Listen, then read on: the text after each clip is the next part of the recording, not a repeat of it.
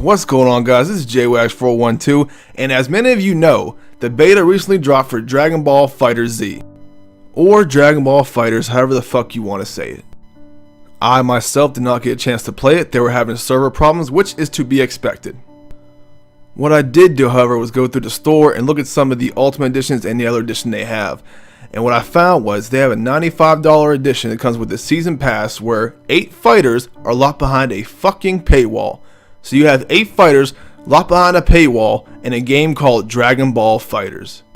Now this is something I talk about frequently. It's not just Dragon Ball Fighters, but Dragon Ball Fighters has come to fruition recently. A lot of games do this, and sadly the game community has pretty much accepted this. It's become the norm, and now we are somewhat immune to it. Not myself, I fucking hate it. I hate what this industry's become with season passes, paid DLC, and all this kind of bullshit like that.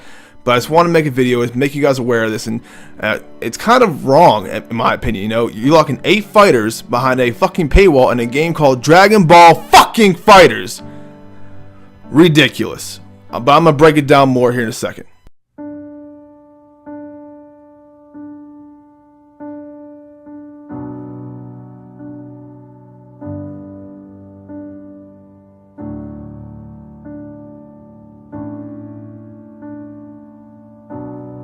Say something, I'm giving up on you.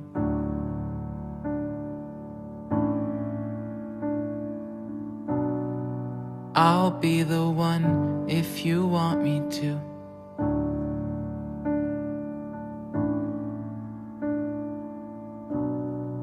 Anywhere I would have followed you.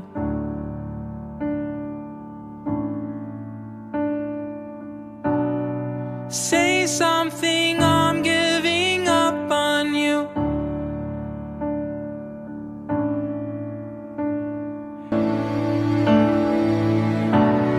Say something, I'm giving up on you.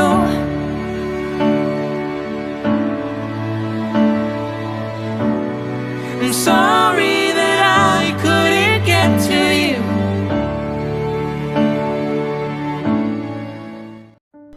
Okay, now let's get right down to it. Now, the DBZ Fighters has an Ultimate Edition, just like all these other games do. Assassin's Creed, Destiny, all these other games. But their Ultimate Edition is $110. And what do you get for this $110? You get the FighterZ Pass, which includes 8 new characters. 8 characters that should have been included in the base game. You get an anime music pack, which is 11 songs from the anime. Okay. And then you get, this is a really trippy one, a commentator voice pack.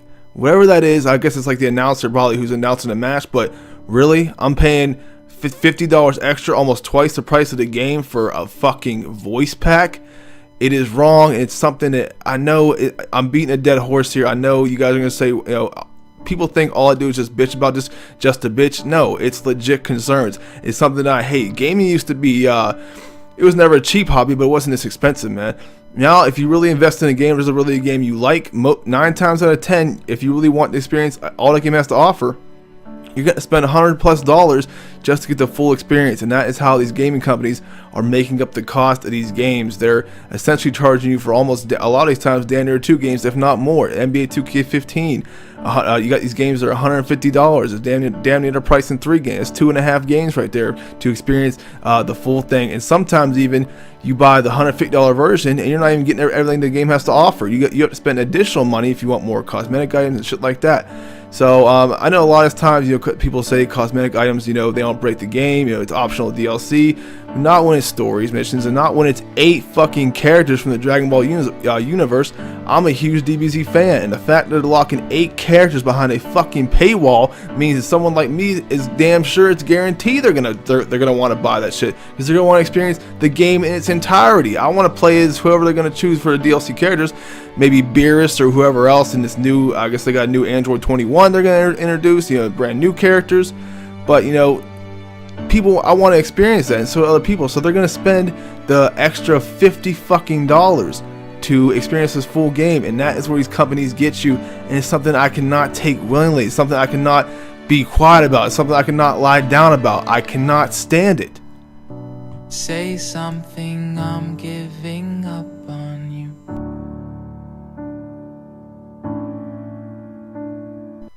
It seems as though to me people are seeming to accept this now. Like I said, it's become the norm, and no one's talking about it. Every time I bring it up, people act like I'm saying the moon's made out of cheese or something. I'm talking crazy. It's crazy talk. I'm bitching just a bitch, I'm whining like a baby. Apparently that's what people say. A lot of people who watch the videos, they get a lot of comments saying, deal with it. We all know this. I know that we know this, but it doesn't make it right. There's a lot of shit happening in the world in general. That doesn't mean it's right just because we know about it. This is a problem, and something that I'm just tired of it, guys. Like I said, gaming used to be very enjoyable, and this shit, every time I look on the game store, I'm getting constantly milked. How much money do we spend, guys? How much money do people drop on the X? I'm talking about hardware. You got PSVR, PS4 Pro, all these PS4, all these consoles, the controllers, the PC guys with their graphics card, collectibles, accessories, all this stuff. Headphones are expensive, keyboards, everything. Xbox is dropping their new Elite Controller 2.0 for some reason. Say something, I'm giving up on you.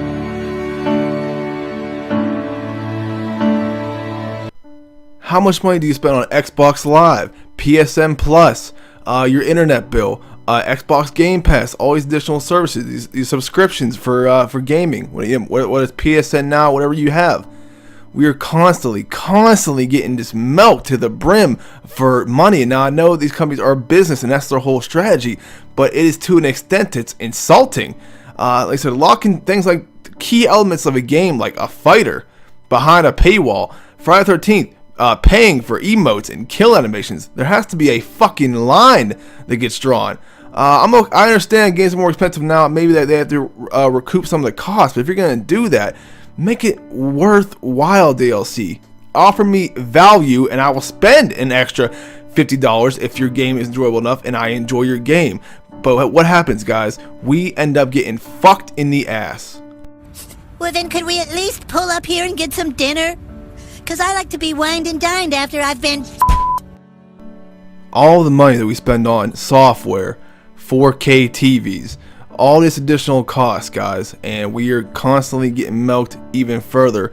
I mean, it's to the point now where if you're not well off, you're only playing a couple games a year. That's why I think a lot of people stick to their Call of Duties and their Maddens, and the NBAs and the big AAA third-party games that everybody buys year after year. Maybe like GTA 5, something like that. One or two big exclusives a year, because that's all they can afford. They don't want to drop $100+ on a game, even $60. It's still tough out here, guys. The economy's still not recovered fully yet.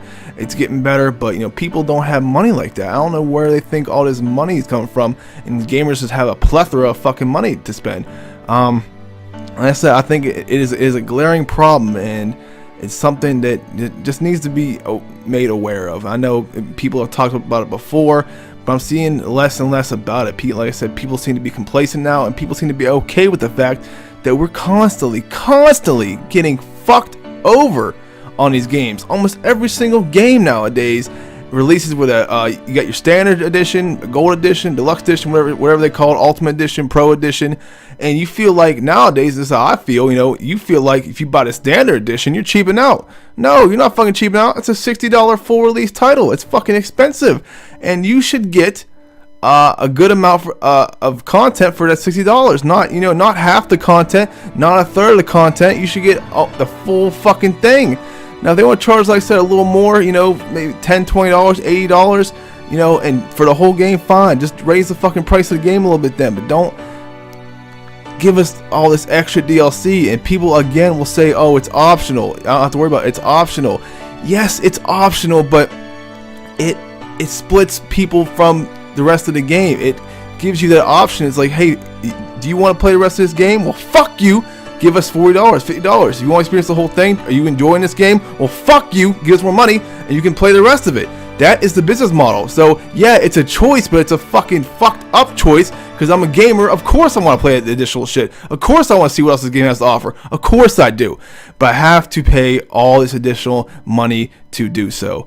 Anyways, what do you guys think about this, about DBZ Fighters Season Pass and their DLC and their Ultimate Edition and Season Passes in general? I know you guys let me know in the comments section. That's it for this time, guys. If you enjoyed this video, please like, comment, subscribe, all that bullshit. I'll talk to you guys next time. Thanks.